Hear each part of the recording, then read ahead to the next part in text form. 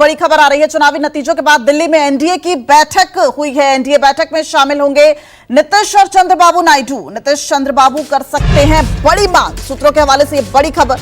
चुनावी नतीजों के बाद आज दिल्ली में एनडीए की बैठक होनी है और उसमें जो है नीतीश कुमार और चंद्रबाबू नायडू शामिल हो सकते हैं और क्या कुछ मांग वो रख सकते हैं, ये भी सामने आ रहा है सूत्रों के हवाले से खबर। रक्षा मंत्रालय, रेल मंत्रालय जैसे मंत्रालयों पर जेडीयू की नजर बनी हुई है। 4 बड़े पद भी मांग सकती है टीडीपी। और इस पूरी खबर पर हमारे साथ कुमार गौरव हमारे सहयोगी जुड़ गए हैं। कुमार, क्या कुछ खबर आ रही है?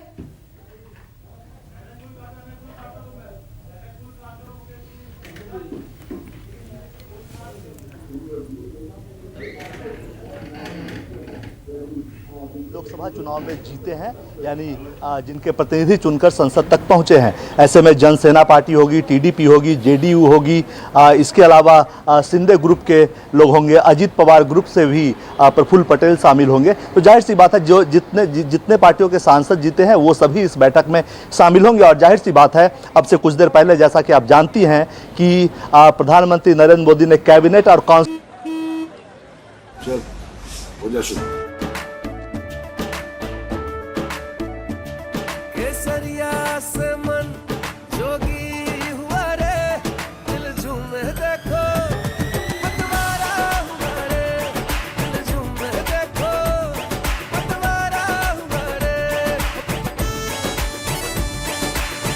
हर पल मनाओ केसरी त्योहार।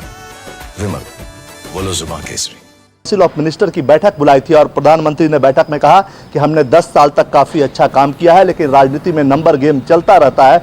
आगे भी देश के विकास के लिए, अर्थव्यवस्था को बेहतर बनाने के लिए हम काम करते रहेंगे। उसके बाद प्रधानमंत्री ने राष्ट्रपति को जाकर अपना इस्तीफा सौंपा। राष्ट्रपति ने उन्हें नई सरकार बनने तक कार्यवाहक सरकार के तौर पर काम करने के लिए का आदेश दिया है, निर्देश दिया है। अब जाहिर सी बात है, अब आगे सरकार बनाने की प्रक्रिया शुरू होगी। शाम 4 बजे के बाद जो बैठक शुरू होगी एनडीए की, उसमें एनडीए के सभी नेता जो आएंगे वो प्रधानमंत्री को अपना समर्थन पत्र सौंपेंगे। कुमार, आपने खबर दी है कि कुछ मंत्रालयों की मांग चंद्रबाबू नायडू द्वारा यानी टीडीपी द्वारा की गई है और जाहिर तौर पर टीडीपी को अगर देखें या जेडीयू को देखें तो किंग मेकर की भूमिका भी इस वक्त निभा रहे हैं। और अगर बीजेपी को देखें तो रियलिटी यही है कि बीजेपी जो है वो बहुमत का आंकड़ा छू नहीं पाई।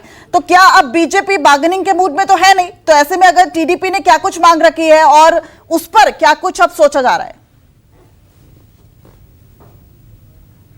देखिए, जाहिर तौर पे बीजेपी का साफ साफ ये मानना है कि वो एनडीए जो है यानी गठबंधन धर्म का पालन करेगी। जिसकी जो हैसियत है यानी जिसके जितने सांसद जीते हैं उस लिहाज से उसे पूरा सम्मान दिया जाएगा, यानी केंद्रीय मंत्रिमंडल में जगह दी जाएगी। जहां तक आपने टीडीपी की बात की, मैं आपको बता दूं, मंत्रालय का भी नाम बता देता हूं, क्योंकि टीडीपी के जो सोर्सेज हैं वो खुलकर अपनी बात को ऑफ रिकॉर्ड मीडिया के सामने रख रहे हैं। Jal Shakti, road, civil aviation, IT, agriculture, housing and urban affairs की मांग टीडीपी की तरफ से की गई है। साथ ही साथ उनकी तरफ से यह भी कहा गया है कि लोकसभा स्पीकर का पद भी उन्हें दिया जाए। जेडीयू का जहां तक सवाल है वो भी 3-4 मंत्री मांग रहे हैं, 2 MOS मांग रहे हैं। तो जाहिर सी बात है, पहली बार पिछले 10 साल के बाद ये जो तीसरे टर्म की ओर प्रधानमंत्री बढ़े हैं, तो पहली बार एक मौका मिला है सहयोगियों को कि वो बार्गेन कर सके। क्योंकि पहली बार बीजेपी 272 से दूर 240 पे रुक गई है, यानी शॉर्ट ऑफ 32 MPs बहुमत का आंकड़ा छूने तक के लिए। तो जाहिर सी बात है, ऐसे में सहयोगियों का मान सम्मान, इज्जत बढ़ती है तो उनकी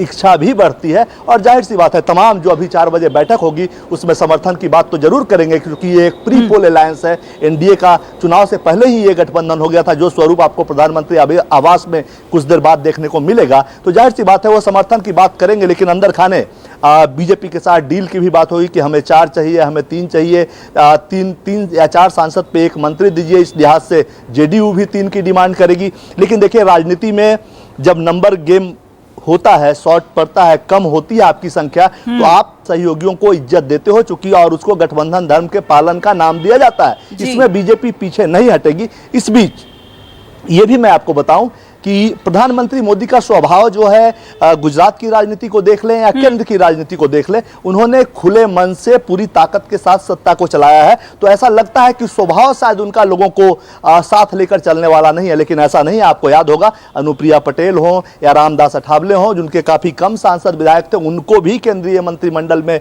जगह मिली थी। आपको याद होगा आरसीपी सिंह भी जेडीयू के अध्यक्ष थे और उनको जेडीयू के कोटे से मंत्री बनाया गया था। हाँ, ये बात जरूर है कि जो डिमांड वो करते हैं उतना नहीं दिया जा सकता है, इसलिए थोड़ा मोल भाव होता है कि ठीक है आपके साथ आप इतना ले लीजिए, हम इतना लेंगे। तो जाहिर सी बात है बीजेपी तमाम सहयोगियों को कंसीडर करेगी। और आगे ये भी मत भूलिए कि बीजेपी एनडीए में अभी फुल स्टॉप नहीं लगा है। ऐसा भी किसी ने कसम नहीं खाया है कि कोई एनडीए में अब आ नहीं सकता, या एनडीए बाहरी लोगों को जो कि यूपीए के साथ हैं या जो बाहर हैं, जैसे आप बात कर ले आंध्र प्रदेश के वाईआरसीपी के भी 4 सांसद जीते हैं। ठीक है, कुमार आपके पास लौटूंगी। हमारे साथ ऋषिकेश भी बने हुए हैं। ऋषिकेश, चूंकि बैठकों का दौर जारी है, जहां एनडीए एक तरफ बैठक कर रही है, वहीं इंडिया गठबंधन की भी बैठक है। इस बैठक के क्या कुछ मायने हैं? और इस बैठक से पहले जो एक तस्वीर सामने आई, नीतीश कुमार और तेजस्वी यादव एक ही फ्लाइट में दिखे। हालांकि यह भी एक बड़ा मैजिक नंबर सामने आ रहा है कि अगर सहयोगी दलों का साथ ना मिले एनडीए को, तब भी समर्थन जो है वो जुटा लेगी। लेकिन उसके बावजूद भी ये जो तस्वीर सामने आई नीतीश कुमार और तेजस्वी यादव की, ये भी बहुत कुछ कहती है। ऋषिकेश, दिव्या, देखिए इंडिया गठबंधन की बैठक में तय होगा कि सरकार बनाने को लेकर क्या संभावनाएं हैं और क्या संभावनाएं नहीं हैं। लेकिन एक अपडेट अपने दर्शकों के लिए दिव्या, कि नीतीश कुमार, ललन सिंह और संजय झा अब से थोड़ी देर पहले प्रधानमंत्री आवास के लिए निकल चुके हैं। एनडीए की बैठक जहां शुरू होनी है, आजसू के मुखिया सुदेश महतो, जीतन राम मांझी, सभी लोग दिल्ली में मौजूद हैं, वो भी बैठक के लिए निकल चुके हैं। जितने भी सहयोगी हैं उनका बीजेपी के प्रति रवैया नरम है और वो प्रधानमंत्री नरेंद्र मोदी में अपना विश्वास जता रहे हैं। दूसरा, इंडिया गठबंधन की जो बैठक शाम 6 बजे होनी है दिव्या, उसके ठीक पहले शरद पवार ने मीडिया से बात की अनौपचारिक तौर पर, और उन्होंने कहा कि इंडिया गठबंधन तभी सरकार बनाने की कवायद की कोशिश करेगा जब उसे पता होगा कि नंबर गेम उसके पास है और नंबर गेम इंडिया गठबंधन के पास नहीं है। और उनका निजी तजुर्बा है कि अगर नंबर उनके पास नहीं है तो आप एक मजबूत विपक्ष की भूमिका निभाएं, खास करके जो बेरोजगारी, महंगाई जैसे और जो अलग अलग इशू के जरिए, संविधान और जो अन्य मुद्दे हैं उसके जरिए हम अब संसद में सरकार की घेराबंदी करें और आने वाले वक्त में ज़्यादा से ज़्यादा जमीन पर उतरे, ये ज़रूरत है। अभी चूंकि और इंडिया गठबंधन वेट एंड वॉच की स्थिति में है और वो चाहता है कि सरकार बनने के बाद जो सरकार के इम्प्लायंसेस हैं, जो इसका बैड इफेक्ट होगा वो कैसा आता है, किस तरीके से सरकार चला पाते हैं, सहयोगी कितना हद तक खुश रह पाते हैं, ऐसा बहुत सारा सवाल है। किस तरीके से मंत्रिमंडल गठन में चुनौतियां कैसे होंगी, ऐसे बहुत सारे सवाल हैं जिसके जवाब समय के साथ मिलेगा। लेकिन आज की बैठक में सरकार बनाने को लेकर यह स्पष्ट है कि उससे कहीं ज्यादा संभावना इस बात की है कि हम एक मजबूत विपक्ष की भूमिका निभाएं और संसद में और नहीं, लेकिन ऋषिकेश, जो बयान सामने आ रहे हैं, बयानों की अगर बात की जाए, बॉडी लैंग्वेज की बात की जाए, वो तो ये संदेश देते नहीं नजर आ रहे हैं। जोर आजमाइश की कोशिश तो इंडिया गठबंधन की तरफ से हो रही है। वो जाहिर तौर पर ये कोशिश कर रहे हैं कि किस तरीके से एनडीए सरकार ना बना पाए और इंडिया जो है वो सरकार बनाए।